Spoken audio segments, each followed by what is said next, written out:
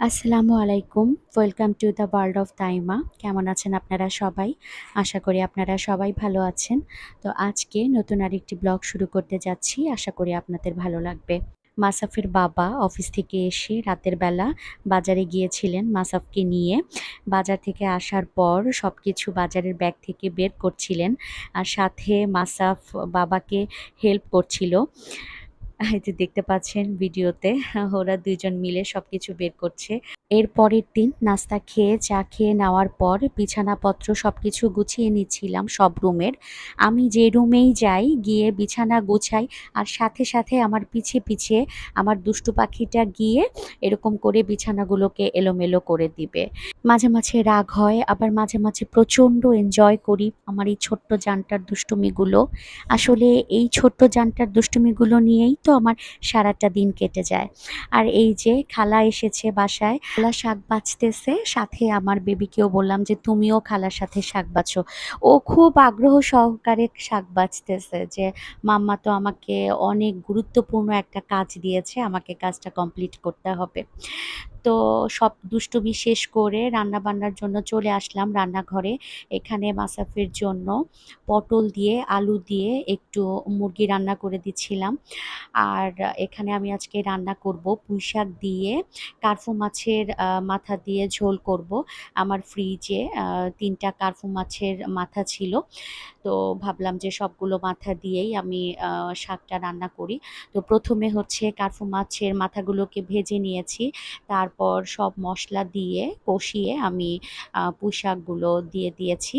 তো পুঁইশাকটা মোটামুটি 80% এর মতো যখন সেদ্ধ হয়ে যাবে, তখন আমি মাছের মাথাগুলো দিয়ে দিলাম শাকের মধ্যে।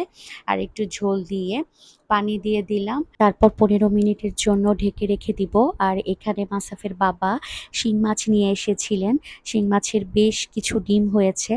খালা শিং মাছগুলো কেটে নিচ্ছিল। আর এখানে আমি কাঁঠাল বিচি দিয়ে চিকেন রান্না করব। এজন্য চুলায় বসিয়ে দিয়েছি।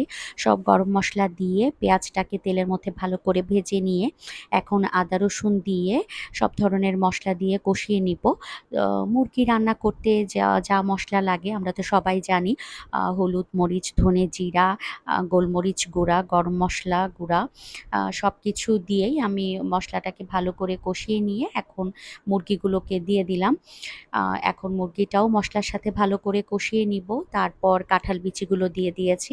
আসলে আমার কাঁঠাল বিচি গুলো ফ্রোজেন ছিল, যার কারণে আমি কাঁঠাল বিচিটা পরে দিয়ে কিন্তু কষিয়েছি। আপনারা যদি ফ্রেশ কাঁঠালের বিচি ইউজ করেন, একদম টাটকা, তাহলে আপনারা কিন্তু মুরগির সাথে একসাথে কাঁঠাল বিচি দিয়েই কিন্তু কষিয়ে নিতে পারবেন। তো আমার রান্না-বান্না মোটামুটি কমপ্লিট দুপুরের। এখানে মাসাফির মুরগিটা রান্না করেছিলাম পটল দিয়ে। এখানে আমার শাক তরকারি আর এটা হচ্ছে মুরগির তরকারি। তারপর গোসল শেষ করে, খাওয়া-দাওয়া শেষ করে আমরা ২ মা ছেলে একটু বাইরে বের হয়েছিলাম একটা কাজে।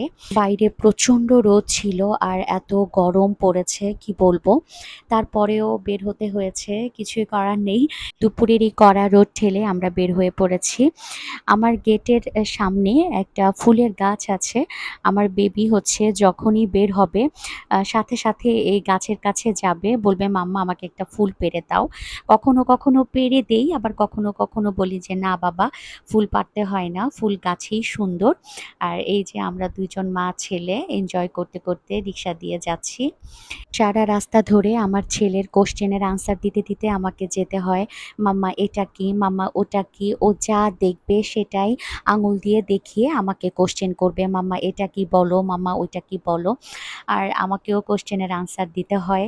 কারণ ছোট মানুষ, ওরা তো ওদের মাঝে কিউরিসিটি অনেক বেশি থাকবে। এটাই তো স্বাভাবিক। ওরা যা দেখবে তাই কিন্তু আমাকে কোয়েশ্চেন করবে। আর আমাদের কাজ শেষ। কাজ শেষ করে আমরা বাসায় চলে আসছি। তো আসার সময় মাসাফ খুব জেদ করছিল যে, "মাম্মা জুস খাবো।" আসলে প্রচণ্ড গরম ছিল। যার কারণে মাসাফকে একটা জুস কিনে দিয়েছি। আমিও একটা কিনেছি। আর আমরা আমাদের রিক্শাওয়ালা ভাইয়ের জন্যও একটা জুস কিনেছি।